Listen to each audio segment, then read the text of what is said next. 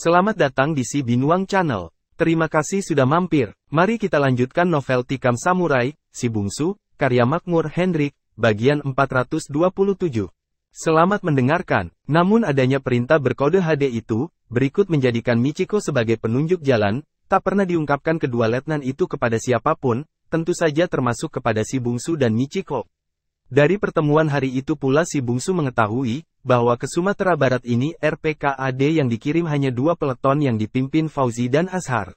Sementara ke Riau dikirim 1 batalion, berkekuatan lebih kurang 1.000 orang. Hal itu disebabkan pemerintah pusat mengamankan PT Caltex yang berkantor di pinggiran kota Pekanbaru, serta ladang-ladang minyaknya yang bertebaran di dalam belantara Riau tersebut.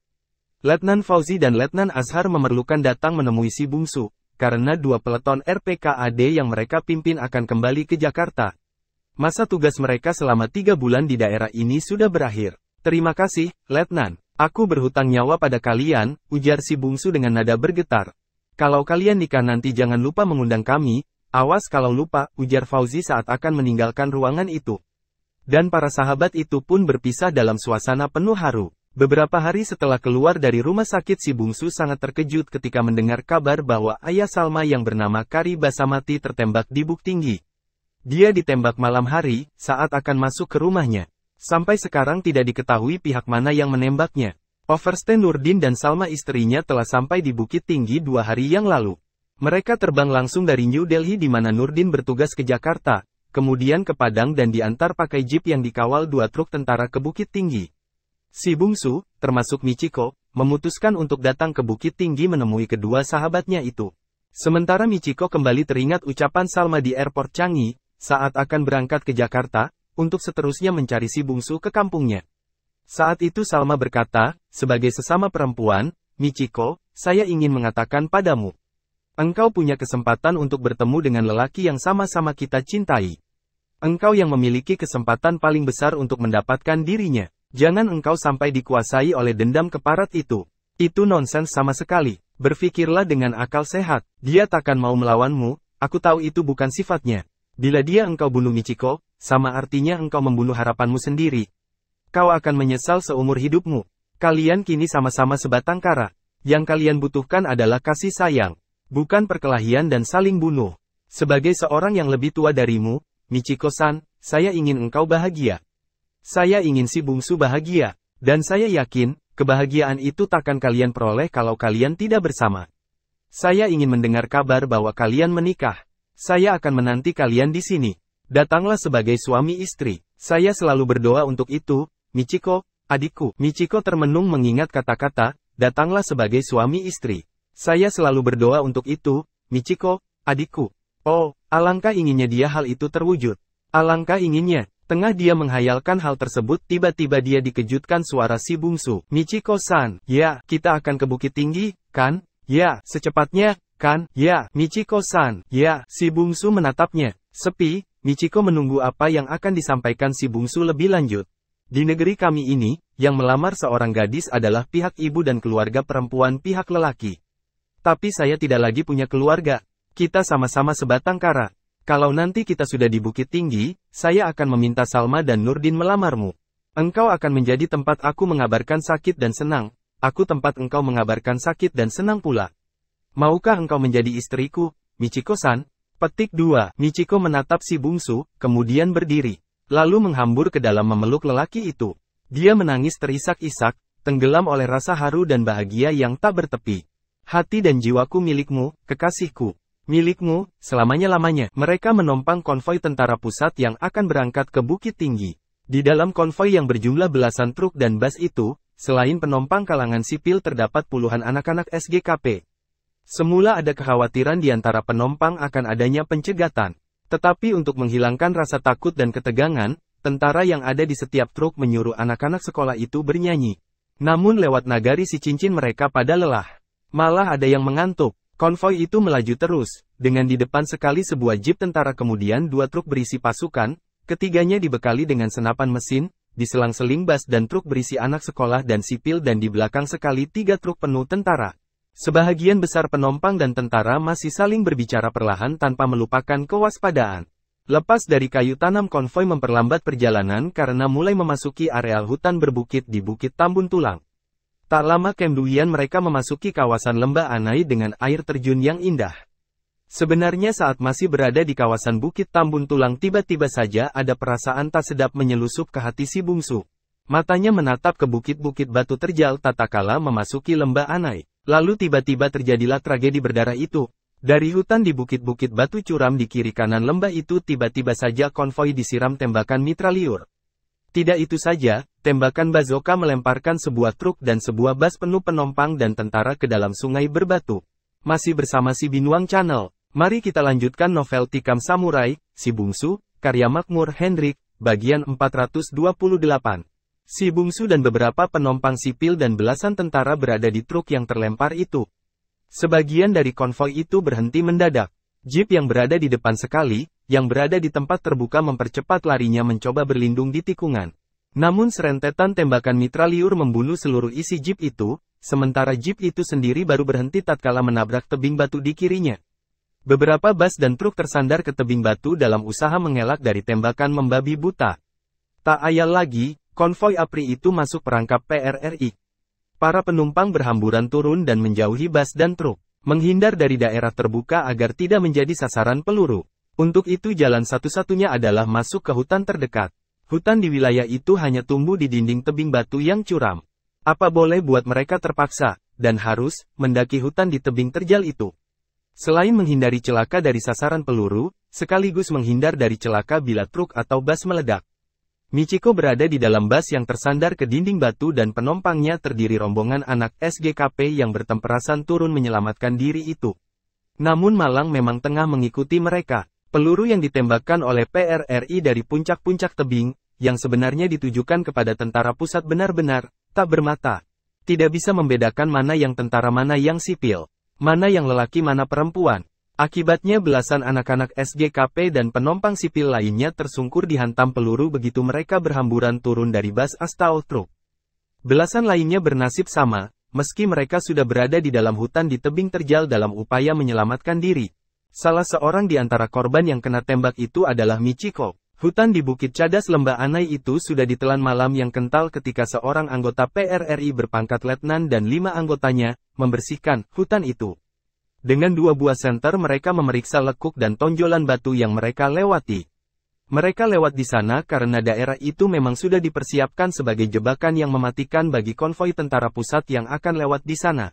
PRRI memerlukan waktu sekitar beberapa minggu untuk mempersiapkan jebakan tersebut.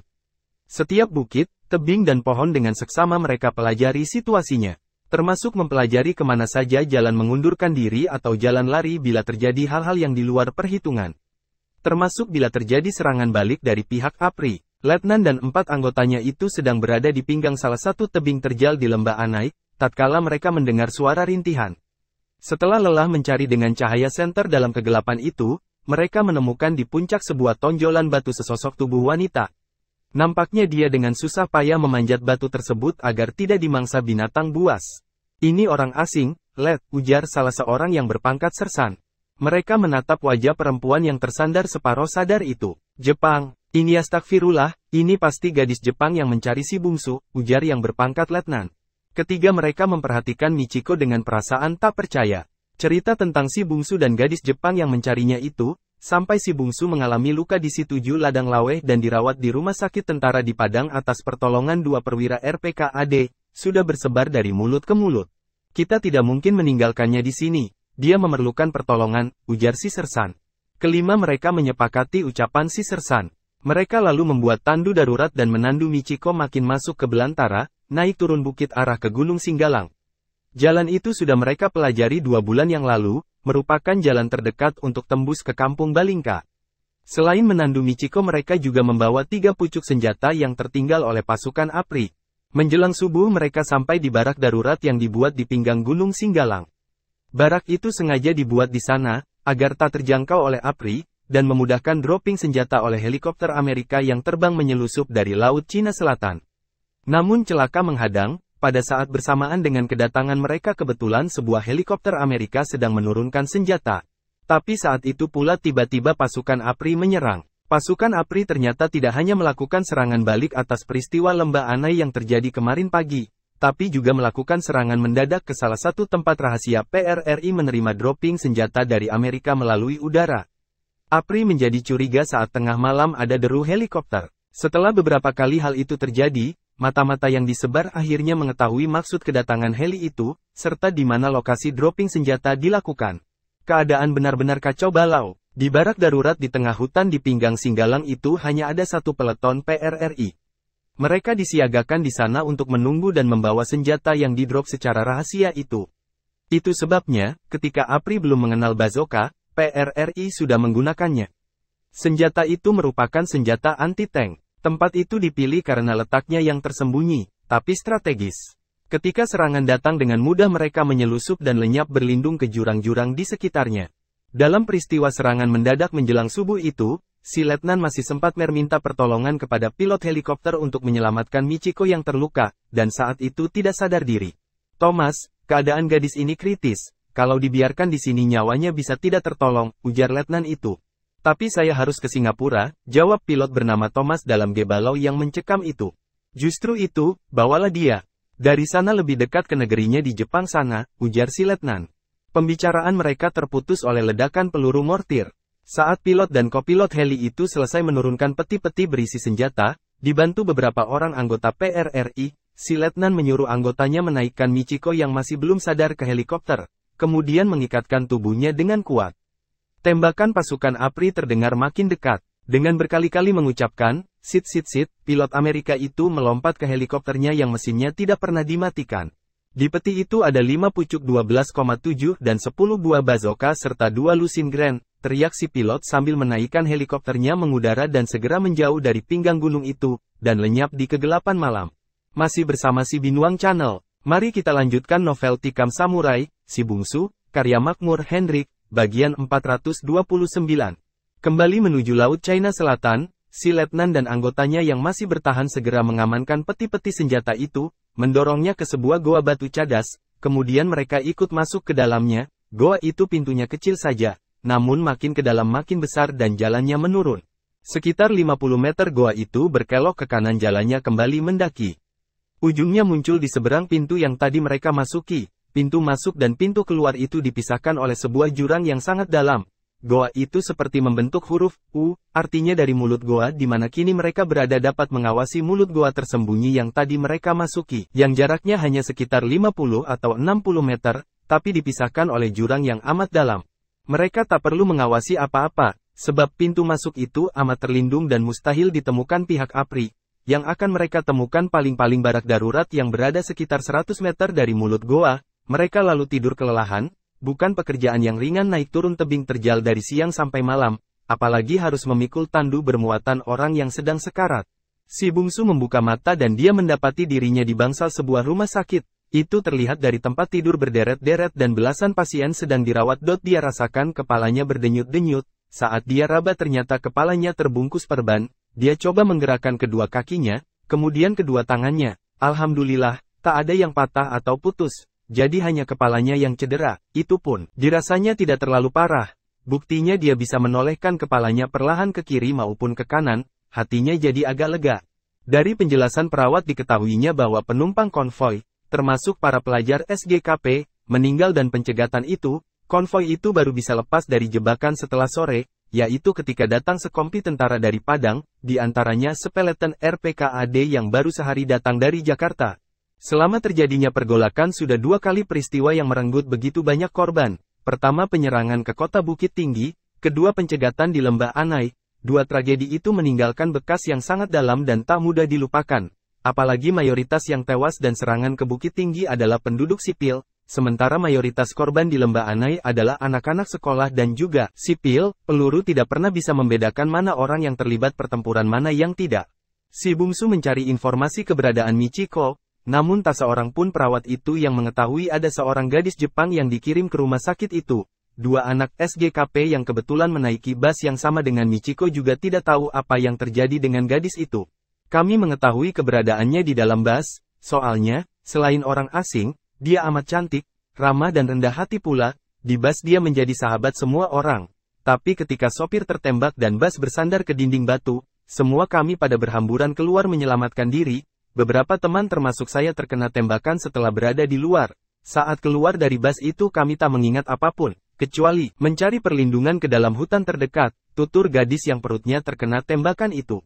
Tapi baik gadis anak SGKP itu maupun dua perempuan lainnya yang berada satu bus dengan Michiko, mengatakan bahwa mereka mendaki tebing terjal, mencari pohon atau bebatuan yang bisa dijadikan perlindungan dari terjangan peluru. Malangnya mereka tidak tahu peluru datangnya dari mana, sehingga mereka harus di mana. Rasanya tembakan dari depan, belakang, kiri, kanan, bahkan dari atas, nyaris tidak tempat berlindung sama sekali.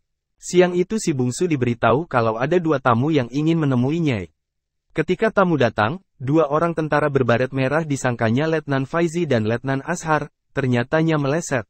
Assalamualaikum, ujar anggota RPKAD berpangkat kapten yang baru datang itu sambil mengulurkan tangan. Waalaikumsalam, jawab si bungsu sambil menerima salam tentara itu. Saya Syafrizal, sanak yang bernama Bungsu, kan? Masih bersama si Binuang Channel. Mari kita lanjutkan novel Tikam Samurai, si bungsu, karya Makmur Hendrik, bagian 430. Ya, yang pernah ke Jepang dan berasal dari si tujuh ladang laweh, si bungsu heran dan menatap tentara itu. Dari mana orang ini tahu siapa dirinya? Bapak tahu nama saya dari mana? Panggil saya Syafrizal saja. Saya tahu banyak tentang sanak. Saya dengar dari Fauzi, ponakan saya. Fauzi, anggota RPKAD itu? Ya, dia keponakan saya. Kami semua di Jakarta. Saat baru pulang dari bertugas di daerah ini, dia bercerita banyak tentang situasi di sini. Termasuk tentang sanak. Apalagi kemudian saya ditugaskan menggantikan peleton yang dia pimpin di daerah ini. Kenalkan, ini Arif, teman saya, ujar kapten itu memperkenalkan temannya yang sama-sama datang dengan dia, yang berpangkat sersan mayor. Mereka lalu duduk di ruang tamu rumah sakit itu.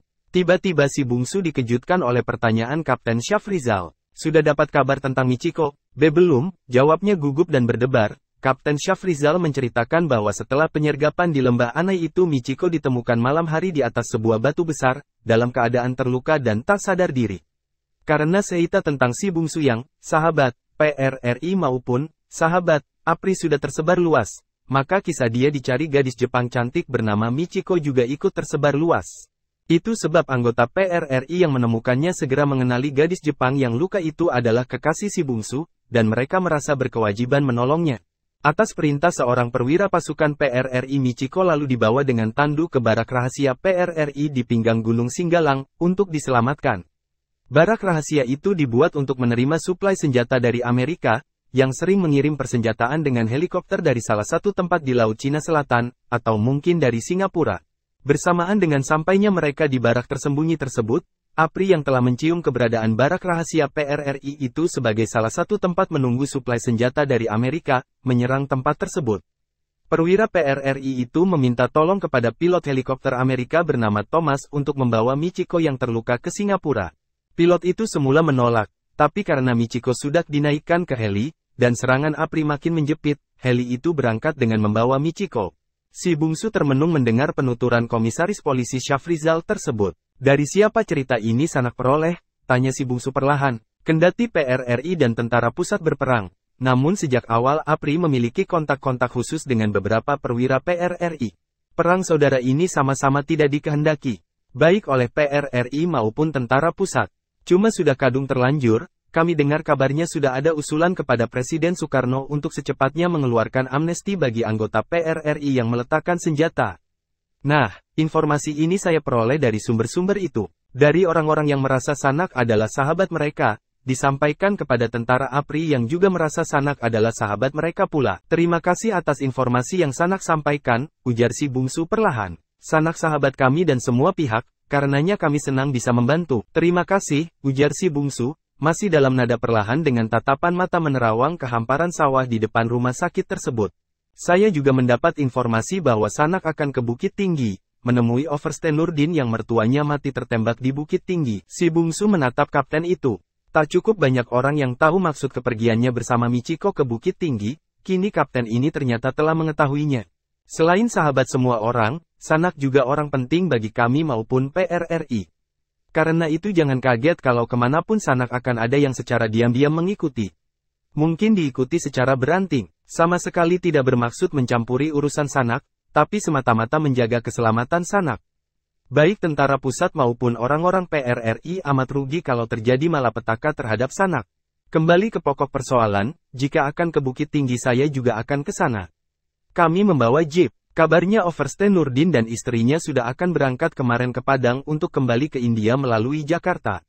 Tapi karena pencegatan di Lembah Anai itu mereka mengundurkan keberangkatannya, mungkin dalam sehari dua ini. Saya mendapat tugas mengamankan perjalanan suami istri atas militer Indonesia di India itu sampai ke Jakarta. Tidak ada pilihan terbaik bagi si bungsu, selain menuruti ajakan Kapten RPKAD itu ke Bukit Tinggi bersamanya. Namun tengah dia bersiap-siap, orang yang akan dikunjunginya tersebut justru tiba di rumah sakit itu. Overste Nurdin lalu membawa si bungsu pindah ke rumah di mana dia menginap, yaitu di mes perwira di kota itu. Nurdin juga mengajak Kapten Syafrizal dan Sersan Arif ke mes tersebut. Mereka lalu terlibat pembicaraan penuh keakraban. Baru kemarin sore saya mendapat kabar bahwa engkau berada dalam konvoi yang dicegat di Lembah Anai itu. Saya juga mendapat informasi tentang Michiko seperti yang dituturkan Kapten Syafrizal, ujar Overste Nurdin. Kami doakan Uda segera bertemu dengan Michiko, ujar Salma yang sejak tadi hanya berdiam diri, menyela pembicaraan perlahan. Melalui telegram saya sudah kontak teman di konsulat Singapura, termasuk teman-temanmu bekas pasukan Green Beret di sana untuk mencari informasi. Mereka mengatakan bahwa helikopter pembawa senjata gelap itu memang dari salah satu tempat di Singapura. Tapi, maaf, pilot yang bernama Thomas veteran Angkatan Udara Amerika itu kembali ke kota tempat tinggalnya, di Dallas, Amerika. Dan, sekali lagi maaf, dia membawa Michiko yang sakit untuk diobat di sana. Salma memperhatikan lelaki yang pernah amat dia cintai itu. Si bungsu terdiam. Dia teringat pembicaraannya dengan Michiko di Padang, beberapa hari sebelum berangkat ke Bukit Tinggi. Masih bersama si Binuang Channel, mari kita lanjutkan novel Tikam Samurai, Si Bungsu, karya Makmur Hendrik, bagian 431. Di negeri kami ini, yang melamar seorang gadis adalah pihak ibu dan keluarga perempuan pihak lelaki. Tapi saya tak lagi punya keluarga, kita sama-sama sebatang kara. Kalau nanti kita di Bukit Tinggi, saya akan meminta Salma dan Nurdin melamarmu. Engkau tempat aku mengabarkan sakit dan senang, aku tempat engkau mengabarkan sakit dan senang pula. Maukah engkau menjadi istriku, Michiko-san? Petik 2. Michiko menatapnya, kemudian berdiri, lalu menghambur ke dalam pelukannya. Gadis itu menangis terisak-isak, tenggelam oleh rasa haru dan bahagia yang tak bertepi. Lalu berkata di antara tangisnya, hati dan jiwaku milikmu, kekasihku. Milikmu, selamanya-lamanya. Kini, bagaimana dia akan meminta Nurdin dan Salma melamar gadis itu untuknya? Dia seperti menelan sesuatu yang teramat pahit di hatinya. Namun dia berharap gadis itu sembuh dari luka yang dia derita, diselamatkan Tuhan nyawanya. Paling tidak itulah harapannya yang tersisa. Untuk bertemu, masih adakah harapannya? Dallas, Amerika, entah di ujung dunia mana letak negeri itu. Namun, diam-diam jauh di lubuk hatinya dia menanam niat untuk datang ke negeri di ujung dunia itu. Diam-diam niat itu dia tanam jauh di lubuk hatinya. Dallas, kau akan datang, bisiknya. Pesawat yang ditompangi si bungsu baru saja mendarat di lapangan Paya Lebar, Singapura. Dia berjalan kaki ke bagian Dowane. Tak banyak yang dia bawa. Hanya sebuah tas berisi 4 atau 5 setel pakaian, kemudian sebuah tongkat kayu. Tas tangan itu dia jinjing, jadi dia tak usah menunggu lama untuk bisa keluar. Dalam perjalanan menuju tempat keluar, sebuah pesawat LKM milik Belanda dia lihat mendarat pula di ujung landasan. Melihat pesawat dari Belanda itu dia segera teringat pada situasi Indonesia yang baru saja dia tinggalkan. Presiden Soekarno sedang gencar-gencarnya atas nama rakyat Indonesia menuntut dikembalikannya Irian Barat ke tangan Indonesia. Beberapa benturan kecil telah terjadi di sekitar Irian antara pasukan Indonesia dengan pasukan Belanda. Belanda tetap bersikeras mempertahankan Irian di bawah kekuasaannya. Tak lama setelah pesawat itu berhenti, kelihatan turis-turis Belanda turun. Pakaian mereka beraneka warna, lelaki perempuan. Ada firasat aneh yang tiba-tiba saja menyelusup di hati si bungsu, melihat turis-turis tersebut turun dari pesawat KLM. Dia tak segera keluar dari tempat pemeriksaan. Ada beberapa saat dia menanti, sampai akhirnya turis-turis itu juga masuk ke ruangannya. Ketika itulah seorang lelaki menepuk bahunya. Dia menoleh, dan, Fabian, serunya sambil bangkit dan segera saja kedua lelaki itu berangkulan. Hai, kau kelihatan kurus, Letnan, ujar mantan Kapten Baret Hijau itu sambil mengucek-ngucek rambut di kepala si bungsu. Masih kau ingat dia? Berkata begitu si Kapten menunjuk seorang negro bertubuh atletis. Tongki, seru si bungsu begitu mengenali lelaki itu. Letnan Bungsu, seru Tongki si negro. Mereka segera saling peluk. Si bungsu terharu, mendengar kedua bekas pasukan baret hijau dari Inggris ini masih memanggilnya dengan sebutan letnan. Pangkat itu memang pernah diberikan padanya ketika mereka akan berperang melawan sindikat penjualan wanita di Singapura ini beberapa tahun yang lalu. Semacam pangkat tituler, sebab kemahirannya ternyata melebihi kemahiran rata-rata anggota baret hijau itu dalam hal bela diri. Mana teman-teman yang lain? Mereka mempersiapkan perjalanan kita. Nanti kita akan berkumpul di rumahku.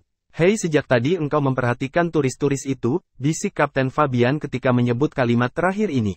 Si bungsu kagum juga, ternyata kawannya ini mengetahui apa yang dia perhatikan. Saya ingin tahu di mana mereka menginap, Kapten, katanya pelan. Itu mudah diatur. Juga hal-hal lain yang dirasa perlu tentang identitas mereka. Mudah diatur, Tongki akan menyelesaikannya. Si bungsu segera ingat pada teman negronya yang bernama Tongki itu. Seorang ahli menyamar dan menyusup yang nyaris tak ada duanya. Tongki mengerdipkan mata. Kemudian si bungsu meninggalkan lapangan udara paya lebar itu bersama Fabian. Meninggalkan Tongki di sana, mencari informasi tentang turis-turis tersebut. Mereka menuju sebuah mobil Cadillac besar berwarna hitam metalik. Mobilmu, Kapten? Ya, kau kaya sekarang. Bukan aku, tapi ayahku. 2 tahun yang lalu ayahku meninggal di Inggris. Dia tak punya ahli waris selain aku dan ibuku. Kini ibuku ada di sini. Kau bisa bertemu nanti. Ayahku meninggalkan harta tak tanggung-tanggung. Barangkali dia dulu korupsi. Si bungsu menatap heran. Ah tidak, ayahku seorang bangsawan. Kapten itu tersenyum, menjalankan mobilnya keluar areal pelabuhan. Mereka meluncur di jalan raya. Turis yang kau curigai tadi, apakah mereka dari Belanda? Fabian bertanya sambil menyetir mobil. Ya, nampaknya mereka dari Belanda. Saya mendengar bahasa yang mereka gunakan. Kau khawatir bahwa mereka sebenarnya akan menuju Irian Barat? Si bungsu menoleh pada kawannya itu. Dia hanya menduga semulanya. Apakah kapten ini mengetahui lebih jauh? Saya mengikuti berita-berita yang terjadi di negerimu, bungsu. Saya punya bisnis di Singapura ini. Dan salah satu negeri terdekat, salah satu negeri di mana ekonomi Singapura terkait, adalah negerimu. Saya mengikuti setiap yang terjadi di sana. Dan kami bukannya tak tahu, saat ini banyak sukarelawan Indonesia yang telah diterjunkan di daratan Irian. Sukarelawan yang tak lain daripada pasukan-pasukan komando. Saya tak bersimpati dengan pemimpin negaramu, bungsu. Terlalu dekat dengan komunis. Saya hanya simpati denganmu. Saya juga pernah mendengar bahwa ada pasukan-pasukan organik Belanda yang telah diselusupkan ke Irian. Dan mana tahu, karena tak dapat mengirim pasukan secara terang-terangan, mereka justru memakai jalur turis, bukan? Masih bersama si Binuang Channel. Mari kita lanjutkan novel Tikam Samurai, Si Bungsu, karya Makmur Hendrik, bagian 432. Si bungsu tak menjawab. Selama di Indonesia dia memang tak tertarik sedikit pun soal Irian Barat itu. Masalah yang dia hadapi adalah masalah di mana dia berada secara langsung, yaitu di tengah kecamuk pergolakan PRRI. Dia hanya mendengar soal Irian Barat itu dari siaran-siaran radio. Tapi begitu sampai di negeri orang, entah mengapa, ada saja suatu rasa yang tak dapat digambarkan dengan kata-kata, betapa rasa solidaritas, rasa bangga terhadap tanah air, dan rasa amarah terhadap orang yang ingin meneruskan penjajahan, tiba-tiba saja meresap demikian dalamnya. Cukup banyak yang Anda ketahui, Fabian. Saya harap, saya dapat cerita yang cukup banyak pula tentang negerimu. Di sini tak ada yang dirahasiakan bungsu. Semua terbeber tanpa ada yang disembunyikan sedikit pun. Dibeberkan oleh puluhan wartawan Barat dan Timur dalam berbagai bahasa. Namun saya kurang tahu apakah ada pasukan Belanda yang dikirim lewat Singapura atau tidak. Itu memang dirahasiakan Belanda. Kini ada satu soal yang ingin saya katakan padamu. Bekas Kapten Baret Hijau itu tak melanjutkan ucapannya. Dia menghentikan mobilnya di depan sebuah bangunan. Si bungsu segera ingat bangunan itu. Hatinya berdegup kencang. Gedung itu adalah gedung konsulat Indonesia. Dia pernah di sini beberapa tahun yang lalu. Atase militer di konsulat adalah sahabatnya, Overste Nurdin. Teman seperjuangannya ketika melawan Belanda di Pekanbaru. Lebih daripada itu, istri atas militer itu adalah Salma. Gadis yang meninggalkan bekas amat dalam di hatinya. Ingat gedung ini? Tanya Fabian. Apakah mereka masih di sini? Si bungsu balik bertanya. Perlahan Fabian menjalankan mobilnya kembali. Tidak, mereka telah pindah. Mereka kini di India. Overste Nurdin menjabat sebagai atase militer di New Delhi. Sudah lama mereka pindah, setahun yang lalu. Anda hadir di sini ketika dia pindah. Sahabatmu adalah juga sahabat saya, bungsu. Demikian juga mereka memperlakukan kami. Kami mereka anggap penggantimu. Kami mereka undang dalam tiap acara resepsi yang diadakan konsulat. Demikian pula ketika Overste itu dipindahkan. Pada acara perpisahan dengannya, kami juga diundang. Si bungsu menarik nafas, membayangkan masa lalunya ketika di Bukit Tinggi. Mobil yang mereka kendarai meluncur terus di jalan-jalan kota Singapura yang kelihatan bersih dan teratur.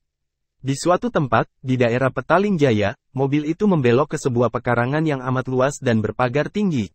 Jauh di tengah pekarangan itu tegak sebuah rumah model tahun 1800 yang antik. Padang rumput pekarangan luas itu berwarna hijau bersih. Dan di tengah lapangan hijau itu, rumah antik tahun 1800 itu seperti muncul tiba-tiba. Berwarna putih kemerlap dengan lampu-lampu kristal. Putih bersih di tengah permadani hijau. Benar-benar pemandangan yang mempesona. Di depannya ada taman dengan pohon-pohon bonsai dan bambu Cina. Ini rumahku. Di sini aku dan ibuku tinggal, bungsu, Fabian berkata sambil menghentikan mobilnya. Seekor anjing jenis pudel yang lucu berlari menyongsong. Ini bukan rumah, Fabian. Ini istana, kata si bungsu tak habis-habisnya mengagumi rumah bertaman yang ditata dengan selera aristokrat itu. Mari kita menemui ibu. Si bungsu melangkah menaiki tangga bersusun 4 panjang-panjang. Nyaris sepanjang bahagian depan rumah tersebut. Dan di pintu, berdiri ibu Fabian. Perempuan tua itu kelihatan anggun dan berwajah ramah. Fabian mengenalkan si bungsu pada ibunya. Tak berapa lama mereka berada di rumah, sebuah mobil sedan lain muncul dan berhenti di halaman. Dari dalamnya keluar Tongki, negro yang ahli menyamar itu. Mereka berkumpul di ruang samping. Siapa turis-turis itu sebenarnya? Kapten Fabian memulai pembicaraan. Tongki tak segera menjawab. Dia menghirup jus dingin yang dia ambil dari lemari es. Ada 60 turis dari Belanda, Jerman dan Skotlandia. 10 di antaranya perempuan. Tapi dari 50 lelaki yang mengaku turis itu, saya rasa 40 di antaranya adalah tentara reguler. Saya tak yakin mereka orang Skot, Jerman atau bangsa manapun, mereka itu orang Belanda. Saya berani bertaruh, dan saya berhasil mendapatkan ini dari salah satu kantong mereka. Tongki memberikan sehelai kertas kepada Kapten Fabian. Kertas itu dikembangkan di atas meja. Si bungsu melihat kertas itu tak lain daripada sebuah peta. Peta Singapura. Saya juga memiliki peta itu, ujar si bungsu. Dia mengambil dari kantongnya sebuah peta yang nyaris sama. Peta itu adalah brosur pariwisata yang dapat diambil gratis di airport Paya Lebar. Ini hanya peta pariwisata yang dibagikan gratis, katanya. Peta itu memang mirip sekali. Di sana ditunjukkan beberapa tempat wisata, beberapa pulau dan teluk, pelabuhan dan terminal taksi, bank dan lapangan udara. Tidak, bungsu, ini memang mirip dengan milikmu. Tapi ini ada bedanya. Ini, Fabian lalu menunjuk ke sebuah teluk di selatan Singapura. Tak begitu kentara, namun jelas ditandai dengan pensil. Tanda yang tak begitu menyolok. Kemudian Fabian juga menunjuk beberapa titik di pelabuhan Singapura. Tanda beberapa kapal yang berlabuh. Ini adalah kapal-kapal dagang. Tapi ada bedanya. Di teluk ini, dengan tanda pensil bergambar garis bengkok ini, adalah semacam kode dalam kemiliteran, bahwa di sini ada kapal selam. Dan ini kapal-kapal dagang yang ditandai ini, di antara puluhan kapal dagang di pelabuhan, ada 5 kapal perang yang disulap seperti kapal dagang. Meriam-meriam dikamuflase sedemikian rupa, sehingga sepintas nampaknya seperti tumpukan peti barang, papar Fabian. Si bungsu tak bisa bicara saking kagetnya. Mereka akan menyerang Indonesia, akhirnya dia berkata. Barangkali tidak, tetapi mereka akan membalas jika presidenmu yang condong ke komunis itu memerintahkan menyerang Irian Barat. Si bungsu menatap Fabian dan Tongki bergantian. Kalian mengetahui rahasia ini sejak lama, masih bersama si Binuang Channel. Mari kita lanjutkan novel Tikam Samurai, Si Bungsu, karya Makmur Hendrik, bagian 433. Tidak, saya mengetahuinya sejak melihat peta ini, harus saya akui bungsu, bahwa saya mencium gerakan tentara Belanda secara diam-diam ingin menyelusup ke berbagai wilayah yang berbatasan dengan negerimu, betapun juga di Irian Barat masih terdapat ribuan orang Belanda, yang sewaktu-waktu harus mereka selamatkan nyawanya. Dan maaf di antara kita tak ada rahasia bungsu. Saya orang Inggris dan saya cenderung sependapat dengan politik pemerintah negeri saya, bahwa negerimu cenderung ke komunis. Banyak peralatan perang yang didatangkan Soviet ke negerimu, mulai dari karaben, pesawat jet, sampai ke kapal-kapal perang dan kapal selam. Di Asia Tenggara, negerimu lah yang terkuat dewasa ini, sepi sesaat. Si bungsu menatap peta yang ditandai itu, di mana terhadap kapal selam dan kapal-kapal perang yang dikamuflase sebagai kapal dagang. Apakah pihak konsulat RI di Singapura mencium juga hal ini? Artinya, apakah pihak Indonesia telah mengetahui bahwa Singapura secara sah atau tidak sah, kini telah dijadikan semacam pangkalan perang asing untuk menyerang Indonesia? Pertanyaan itu tetap disimpan dalam hati sampai esoknya, mereka bertiga mengunjungi berbagai tempat di Singapura, Fabian membawanya ke pelabuhan. Di sana kelihatan puluhan kapal di tengah laut sedang buang jangkar. Beberapa buah di antaranya adalah kapal perang, bungsu, bisik Fabian. Si bungsu mencoba meneliti, tapi kapal-kapal itu berlabuh jauh di tengah teluk.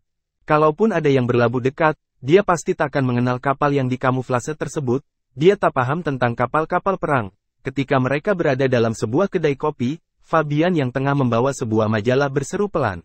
"Hei, perang telah mulai di negerimu, bungsu. Perang di Laut Aru, seorang komodor Indonesia meninggal, baca ini." Fabian memberikan majalah terbitan Inggris, The Economist, yang tengah dia baca kepada si bungsu. Si bungsu mengambilnya dan membaca di halaman pertama tentang peperangan itu. Majalah terkemuka Inggris itu tidak menunjukkan sikap berpihaknya dalam pemberitaan yang disiarkannya. Koran itu hanya mengutip beberapa keterangan tentang perang Laut Aru itu. Selain mengutip keterangan Alri, koran itu juga mengutip keterangan Maijen Ahmad Yani selaku Panglima Operasi Pembebasan Irian Barat, juga mengutip keterangan pihak Belanda dan keterangan yang disiarkan radio Australia. The Economist memberitakan bahwa pertempuran antara kapal perang Indonesia dan kapal perang Belanda itu terjadi pada tanggal 15 Januari tahun 1962 jam 21 waktu setempat. Artinya baru 2 hari. Hal itu terjadi tatkala si bungsu membaca peristiwanya di Singapura. Keterangan pihak Alri adalah sebagai berikut. Kesatuan Alri sedang mengadakan patroli di perairan Indonesia, di sekitar Kepulauan Pulau Aru ketika tiba-tiba diserang oleh Kesatuan Angkatan Laut Belanda dan juga dengan pesawat udara. Kesatuan Alri yang dipimpin oleh Komodor Yos Sudarso terdiri dari beberapa kapal cepat torpedo MTB-2 dalam serangan tersebut. Satuan Alri memberikan perlawanan yang gigih untuk mempertahankan diri. Pertempuran berlangsung selama 1 jam. Pengumuman Alri itu tidak menyebutkan kerugian, baik di pihak lawan ataupun di pihak Alri. Namun The Economist lebih lanjut menyiarkan pula keterangan Jenderal Ayani, selaku Panglima Operasi Pembebasan Irian Barat (SBB). Tidak benar Indonesia mencoba melakukan invasi sebagaimana dituduhkan Belanda, tidak benar Indonesia bermaksud melakukan pendaratan di Irian, sebab tipe kapal yang dipakai adalah MTB-2 bukan imbangan kapal-kapal Belanda yang dikerahkan itu. Andai kata Alri ingin menyerang, tentu kekuatan yang dikerahkan paling tidak mesti seimbang dengan kekuatan Belanda. Sebuah kapal cepat torpedo MTB-2 tenggelam. Dalam serangan itu, pihak Belanda yang dikutip oleh The Economist menyiarkan SBB, Komando Angkatan Laut Belanda di Irian Barat mengeluarkan sebuah pengumuman resmi tentang pertempuran di Laut Aru yang disiarkan di Den Haag hari Senin malam, bahwa kapal-kapal perang Indonesia yang dengan kecepatan tinggi sedang menuju ke Irian Barat telah melepaskan tembakan ke kapal-kapal Belanda. Dalam pertempuran yang kemudian terjadi, sebuah kapal torpedo cepat Indonesia terbakar dan kapal-kapal Belanda berhasil menangkap awak kapalnya yang mencoba menyelamatkan diri dalam sebuah sekoci karet. Jumlah prajurit Indonesia yang tertawan tersebut lebih besar jumlahnya dari awak yang diperlukan oleh sebuah kapal torpedo seperti yang tenggelam itu. Jumlah awak kapal MTB-2 yang normal adalah 20-30 orang. Tapi MTB-2 Indonesia itu mengangkut 70-90 orang. Hal ini menunjukkan pihak Indonesia sedang berusaha melakukan pendaratan di pantai Irian Barat. Dikutip pula oleh The Economist, siaran radio Australia, bahwa Belanda menawan 50 prajurit Indonesia dalam pertempuran di Laut Aru. Siapakah yang melepaskan tembakan, Belanda atau Indonesia? Kantor berita AFP mewartakan. Pula dari Hollandia, kapal-kapal Belanda mulai menembak ke suatu formasi kapal-kapal perusak Indonesia di perairan teritorial Belanda yang sedang bergerak ke arah pantai selatan Irian Barat. Kemudian kantor berita TPA, lebih lanjut menyiarkan bahwa di antara tawanan perang yang berada di tangan Belanda dalam peristiwa di Laut Aru itu, terdapat beberapa jenazah. Satu di antara jenazah itu adalah jenazah Deputi KSAL Yos Sudarso dan Nahodari Macan Tutul Wiratno. Mereka dimakamkan di Kaimana, di bumi Irian Barat. Berita DPA itu mengutip siaran resmi Departemen Pertahanan Belanda. Si bungsu meletakkan majalah itu. Fabian dan Tongki berdiam diri. Mereka bertukar pandang. Perang telah dimulai, ujar si bungsu sambil menatap jauh ke laut, ke kapal-kapal dagang dari puluhan negara di dunia, yang kini buang jangkar di Teluk Singapura. Yang mana di antara itu yang merupakan kapal perang Belanda? Tiba-tiba si bungsu berdiri, berjalan ke depan rumah minum itu. Pada sebuah rak, dia meraih sebuah brosur pariwisata Singapura, membawa brosur itu ke meja di mana mereka duduk bersama, membuka dan mengamatinya. Di mana kapal selam menurut peta rahasia kemarin? Tanyanya pelan, masih bersama si Binuang Channel. Mari kita lanjutkan novel Tikam Samurai, Si Bungsu, karya Makmur Hendrik, bagian 434. Fabian menunjuk sebuah teluk di bahagian selatan pulau itu. Di depan teluk itu ada sebuah pulau kecil. Nampaknya kalau benar kapal selam Belanda itu ada di sana, maka dia tersembunyi dari pandangan orang. Daerah daratan teluk itu memang tak berpenghuni. Teluk di situ, seperti umumnya teluk di sekitar pulau Singapura, adalah teluk yang lautnya tak terbilang dalam.